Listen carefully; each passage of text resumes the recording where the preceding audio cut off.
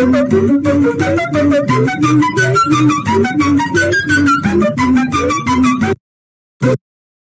kartą mes šnekėsime apie taršą. Radiacijos tarša gali sukelti labai daug dalykų.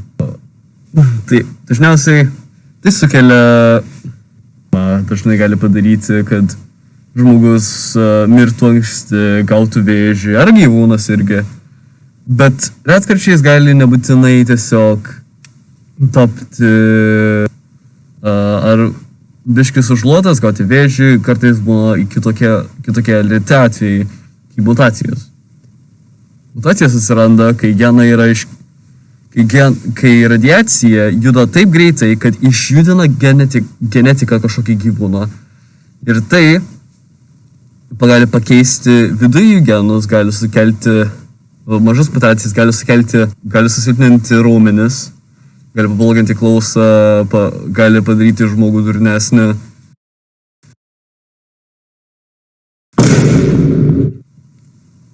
Pašnekėkim šį kartą gal apie vieną iš įdomiausių dalių – mutacijas. Tai gali būti paprasta. Gali būti, kad nėra piršto kažkokio įgimsta, gali būti, kad fiziškai yra deformacijos kažkokios, gali būti atsilikimas smegenų, gali būti šiaip negalios, kurias gal iš anksti nemamatysi, kiek laiko ir jos ryškės, tai gali įvykti. Labai retkarčiais mutacijos netema kažką, bet jos duoda kažką.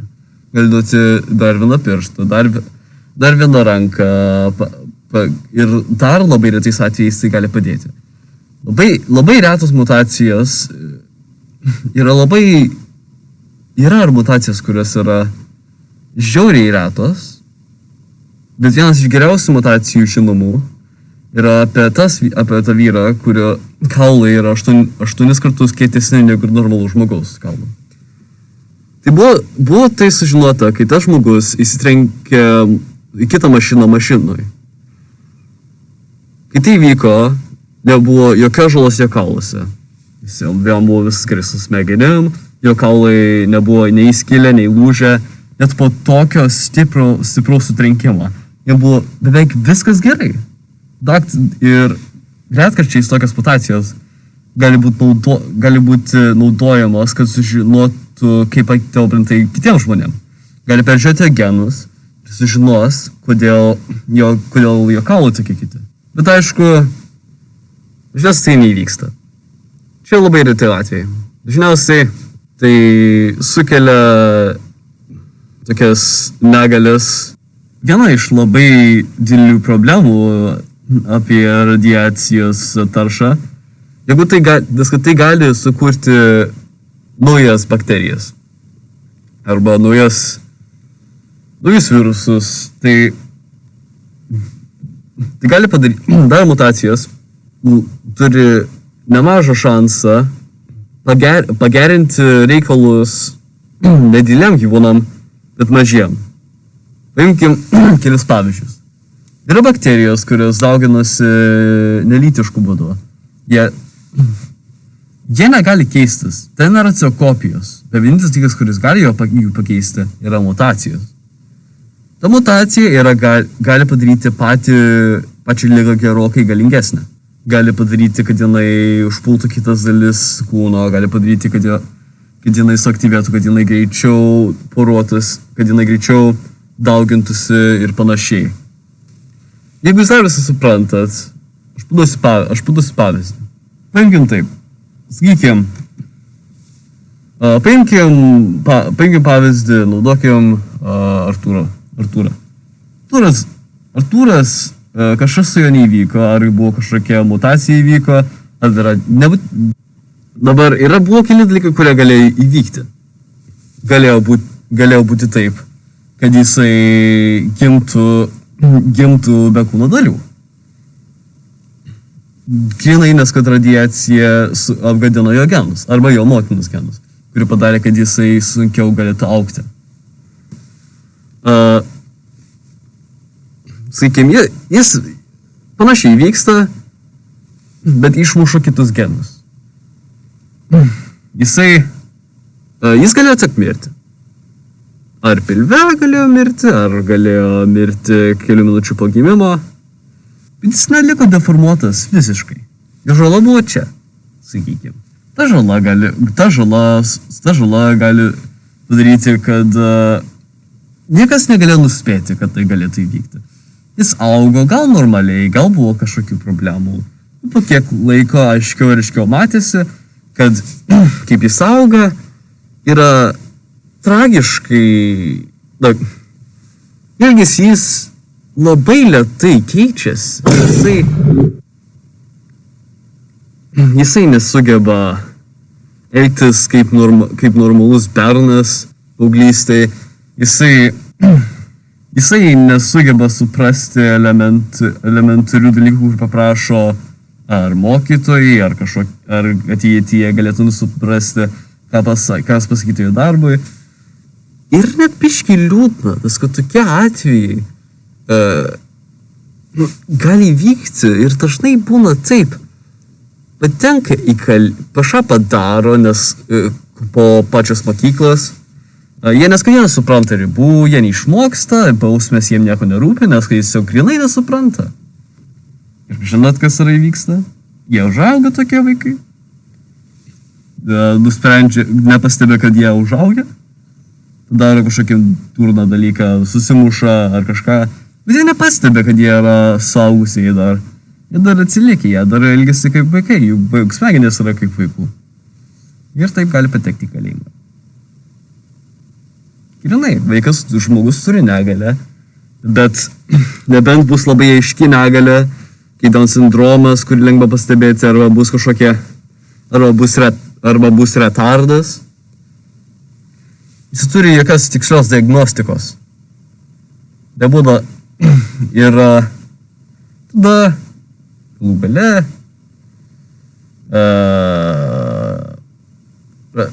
radiacija vienam žmogui gali pakenkti kitiem.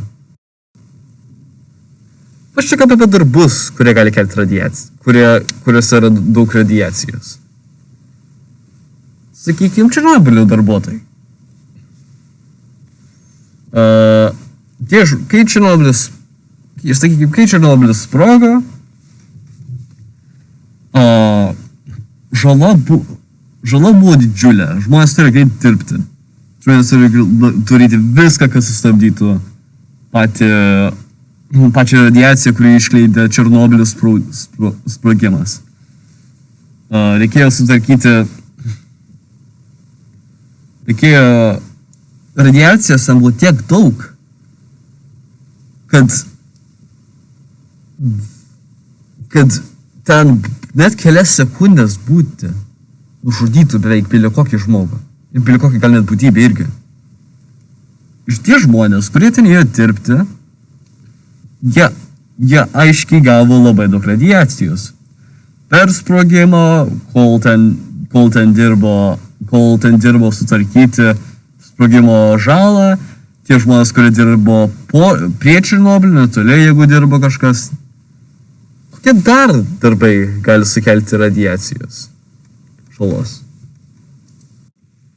Pažiūrim, kurie darbai gali sukelti labai daug pavojaus, grinai dėl radiacijos.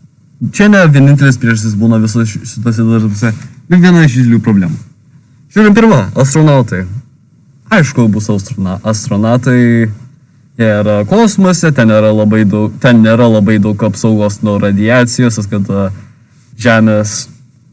nes kad jie nėra Žemėje, ten nėra tos pačios apsaugos ir jie, aišku, yra dideliam pavojuje radiacijos.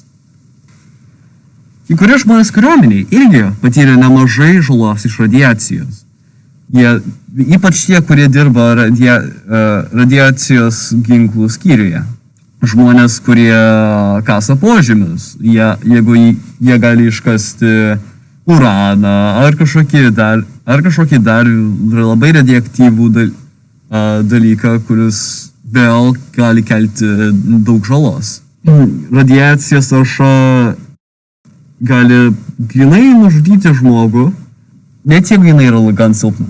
Yra radiacijos, kurios nepraeina kurios net negali praeiti pro mūsų odą. Bet jeigu yra radijuotas obuolys, ar kažkoks kitoks vaistas, kurio nenuplovė, ar blogai nuvalė, jeigu suvalgysi, ta tarša bus tavo pilve ir gali galų gale nužudyti tave. Ir aš žinau, kad daug kas dabar žiūri šitą, galvoja, aš bijau būti prie šitų radioaktyvių dalykų ir čia man aišku, ar aš esu saugus, ar aš tikrai noriu būti dar vis astronautas, jeigu kažkas planavo, ar kažkas kitas, ar kažkokią kitą profesiją norėjo. Žinok, radiacija yra visur. Visur, kur yra energija, yra radiacija. Likas toks. Nebent yra vieta, kur yra 0 Kelvin. Yra dalykas, kuris turi jokios šilumos. 0 Kelvin. Šalčiau negali būti. Tos vietos yra tikras vienintelės vietos, kurios neturi radiacijos. Radiacija yra energija. Energija yra visur. Radiacija yra tiesiog energija, kuri išjudina genetiką. Jinai yra absoliučiai visur. Kai kuriuose vietose daugiau, kai kuriuose mažiau. Bet ant tos, tu pats turi daug radiacijos. Vieną dalyką, kurį tu esi palietęs ir kurį paliesi, turi biškai radiacijos. Jis neįmanoma išvengti tiesiog. Bet reikia žinoti, kaip išvengti didelius kiekius. Dalykai, kurios tu gal turi savo namuose, kurie turi daug radiacijos. Stiprios mikrobangės gali irgi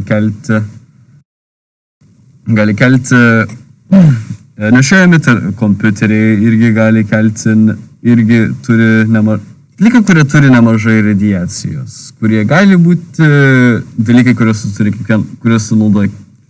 Dalykai, kuriuos gali naudoti kiekvieną dieną ir nepastebėti, kad jie turi daug radiacijos. Stiprios mikrobangės gali kelti nešiojami kompiuteriai, požeminiai elektroniniai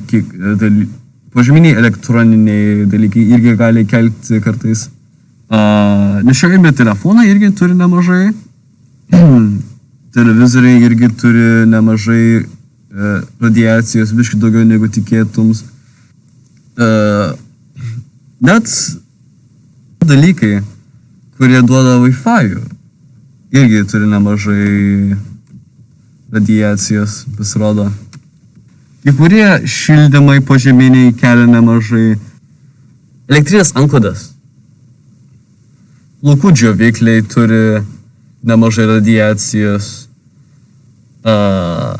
Jeigu turi ausinės be jokių laidų, tai irgi gali nemažai radiacijos turėti. Šildytuvai, pasirodo, irgi turi radiacijos. Čia labiau rodo, kaip sakiau, radiacija yra dažna, jinai yra daug kur. Ir nebent tu esi atominėme kare, dirbi darbą, kuriame yra pilna radiacijos, tu neturi jaudintis. Nebent tu naudoji daug dalykų, kurie turi nemažai radiacijos, ar nebent tu esi nešin moteris ir tu nori labai apginti savo vaiką, kad nebūtų, kai mūsų praeitis pavyzdys Artūras. Nebent tu nenori, kad jie tokie taptų. Nebent tu esi nešin moteris, kuri nori vaiko, kai mūsų pirmo pavyzdžio Artūrą. Tu neturi jaudinti. Jūs tikriausiai neturėsite jaudintis. Nors įsilikite saugus, nes net jeigu tai dažniausiai nieko nebus, prisiminkim kelis liūdnus įvykimus ir paminėkim, kiek žmonių mirė. Kitšim katastrofa 1957 metais mirė nuo 50 iki 9 tūkstančių žmonių. Černobylio sprogimas 1986 metai. Mirė Černobylio sprogimas 6 tūkstančius. Pažiūrėjom, vien Černobylio tvarkymas sumažinti pačią radiaciją, kuris skrenda visur, nužudė 6000 žmonių.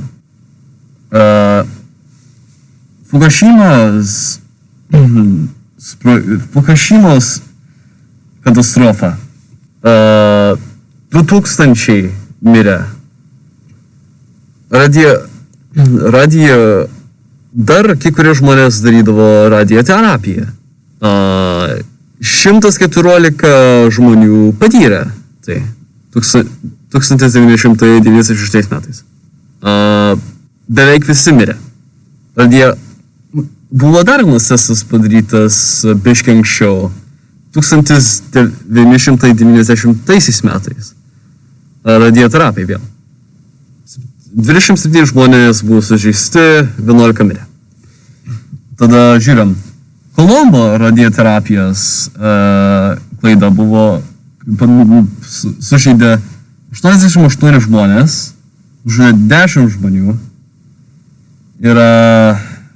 Nes kad jie biškį per daug radiacijos įmetė jų terapiją. Tai, ačiū, kad peržiūrėjot mano video. Aš noriu